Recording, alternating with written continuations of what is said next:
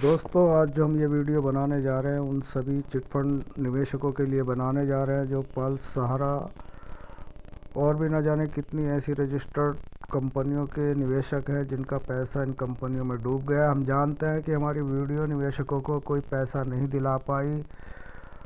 पुरजोर कोशिश करने के बावजूद भी सेबी विभाग से बहस करने और तमाम तरह के हथकंडे अपनाने के बाद भी निवेशकों का पैसा नहीं दिला पाए। इस बात का हमें खेद है दोस्तों, लेकिन जो प्रोसीजर चल रहा है उस प्रोसीजर के माध्यम से निवेशकों का निवारण नहीं हो पा रहा। तो दोस्तों, हम बात कर रहे थे इन कंपनियों को बंद क्यों किया गया।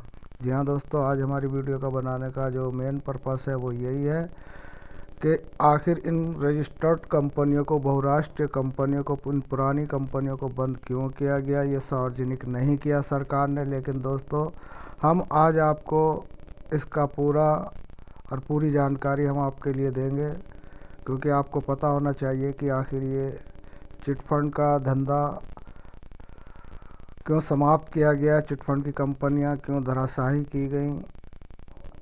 तो चलिए दोस्तों, शुरू करते हैं आज की ये वीडियो। आपसे अनुरोध है कि चैनल पर बने रहें। मैं आचार्य यूएस खान और आज आपके लिए लेकर आया हूँ चिटफंड पे ये ख़ास न्यूज़।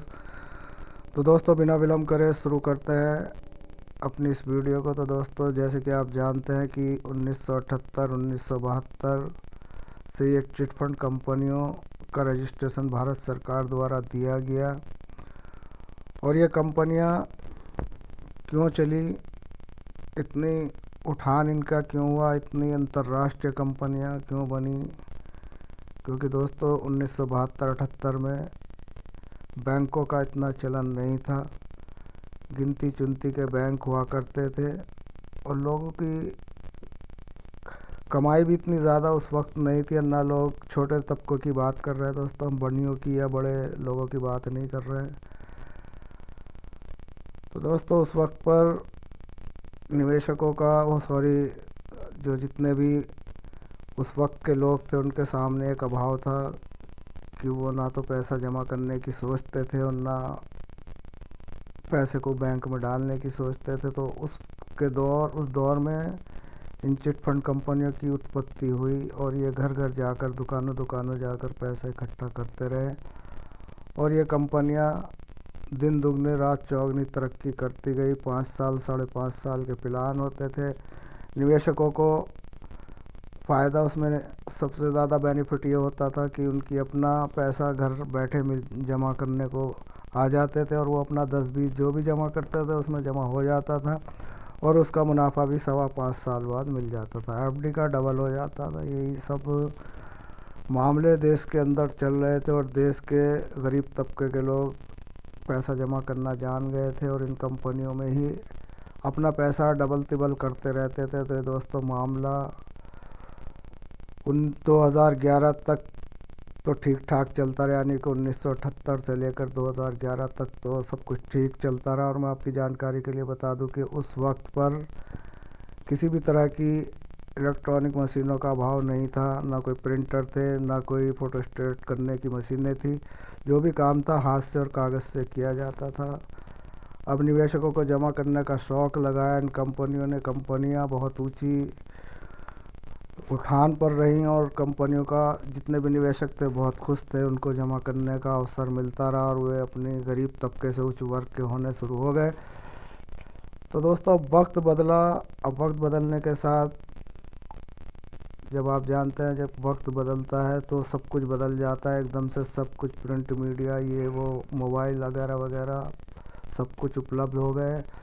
अब दोस्तों, ऐसे में सरकार को एक बहुत बड़ी सूचना मिली कि ये जो चिटफंड कंपनियां हैं, इन चिटफंड कंपनियों में नंबर 2 का पैसा इन्वेस्ट किया जा रहा है। जी हाँ दोस्तों, ये गरीबों के लिए खोली गई थी और गरीबों की आड़ में हवाला जैसे कांड की डिलीवरी, ये सब कुछ जो था पैसा ये कहाँ लगाते, जो यहाँ पर सारी दुनिया में ये सब कुछ इंटरनेट के द्वारा सब कुछ गोरख धंधे चल रहे थे। तो दोस्तों, ये पैसा इन कंपनियों में खपाना शुरू किया। अब इन कंपनियों को देश की सरकारों ने रडार पर लिया, यानी कि हमारे भारतवर्ष में जो सरकार है उसने इन कंपनियों को धराशायी किया सेबी की आड़ से। तो दोस्तों, सेबी संस्था कोई ज़्यादा पुरानी संस्था नहीं थी। ये 2009 में इसकी उत्पत्ति हुई थी। सेबी विभाग की आरबीआई की तरफ से बनाया गया था कि इन कंपनियों पर जो है अपना शिकंजा कसा जाए, देखा जाए क्या मामला। तो दोस्तों ये सार्वजनिक नहीं हुआ कि ये कंपनियां इसलिए बंद की गई क्योंकि इसमें नंबर 2 का पैसा लगाया जा रहा था और इनके सबूत भी मिल रहे थे। तो देश की ये एक इकनॉमी का जो चल रही थी उस पर बहुत बड़ा यहाँ पर प्रहार हो रहा था। उसको सबको देखते हुए इन कंपनियों को सेबी विभाग द्वारा बंद किया गया। ईडी, आरडी और जितनी भी ये जांच एजेंसियाँ थी इनको लगाया गया और कंपनियों को पैसा देने को कहा गया, लेकिन कंपनियों को टाइम इतना कम दिया गया कि कंपनियां उस पैसे को नहीं लौटा पाई। तो सरकार ने इस प्रोसीजर को अपने हाथ में लिया। इनकी प्रॉपर्टी, बैंक बैलेंस जो भी था सब अपने हाथ में लिया। एक कंपनी का देनदारी से 3 गुना प्रॉपर्टी और बैंक बैलेंस थे। अब दोस्तों ये सब कुछ होने के बावजूद भी निवेशकों को पैसा आज तक नहीं मिल पाया। क्यों नहीं मिल पाया? क्योंकि यहाँ पर सिस्टम ही कुछ ख़राब है। जो पैसा ऑफिस लाइन से मिलता था, जो पैसा हमारे हिंदुस्तान में कुछ कम पढ़े लिखे लोग जो इस कंपनियों में पैसा लगाते थे उनको बैंकों में जमा करने के लिए इतना प्रोत्साहन नहीं था जितना इसमें बेनिफिट मिलता था। तो इस वजह से उन्होंने इस कंपनियों में पैसे लगाए। ऑनलाइन सुविधा दी गई उनको पैसा लौटाने के लिए, लेकिन दोस्तों वो इस प्रोसीजर में भाग नहीं ले पाए। 10-20% ही लोगों ने अपने डॉक्यूमेंट जमा किए गए और वो भी वहाँ पर करोड़ों की संख्या में गए, लेकिन निवेशकों का जो पैसा देना था उसका प्रोसीजर इतना धीमी गति से चला कि जिन लोगों के डॉक्यूमेंट वहाँ जमा से विभाग की वेबसाइट पर जमा किए गए या जहाँ भी जमा किए गए वो उनको पैसा आज 10 साल होने को जा रहे हैं और उनको पैसा नहीं मिल पाया। बात करते हैं बड़े निवेशकों की जिनके 50,000, 1 लाख, 2 लाख, 20 लाख, 1 करोड़, 2-2 करोड़ तक की एफडी, आरडी इस कंपनियों में होती रही है और उन निवेशकों को अपने पैसे का इंतज़ार अब नहीं रहा क्योंकि वो जान चुके हैं कि सरकार की मंशा क्या है। सरकार की मंशा यही है कि जिन निवेशकों का, छोटे निवेशकों का पैसा दे दो, बड़े निवेशकों से उनका पूरा बायोडेटा लो कि ये पैसा आपके पास कहाँ से आया, कैसे जमा किया। तो दोस्तों कुछ सिस्टम ऐसा बन चुका कि अब निवेशकों का, जो बड़े निवेशक हैं, उनका पैसा मिलना बहुत मुश्किल ही नहीं, असंभव है। तो दोस्तों हम आपको आज की इस वीडियो में यही बता रहे थे कि किस तरीके से इन कंपनियों ने गरीब निवेशकों के लिए जो है अपना एक सिस्टम बनाया और जिससे उस सिस्टम से गरीब निवेशक उत्थान पर रहे और कंपनियां भी अपने पूरे उत्थान पर रही। लेकिन ये सारा उत्थान सेबी विभाग और सरकार की नीतियों ने धराशायी किया। तो दोस्तों सरकार जो भी करती है वो सर्वोपरि होता है और सरकार के आगे किसी की कुछ नहीं चलती। आज हम चाहे जितना गला फाड़ के छाती पीट कर कह दें कि हमारा पैसा ऑफिस लाइन से दिया जाए, तो दोस्तों यह असंभव है क्योंकि सरकार पैसा देना नहीं चाहती। ये पैसा सब अपने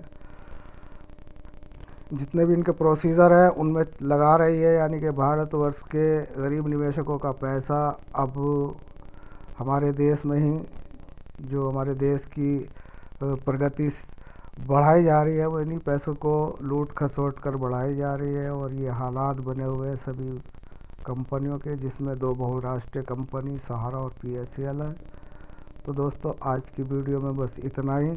अगर आपको ये हमारी वीडियो पसंद आए तो दोस्तों में शेयर करें और हमारी इस वीडियो को एक लाइक ज़रूर करें ताकि हमारा मनोबल बढ़े और हम अच्छी जानकारी आपको प्रोवाइड कराएं। तो दोस्तों मिलता है फिर किसी नई अपडेट के साथ। तब तक के लिए US खान को दे इजाज़त। धन्यवाद। जय हिंद, जय भारत।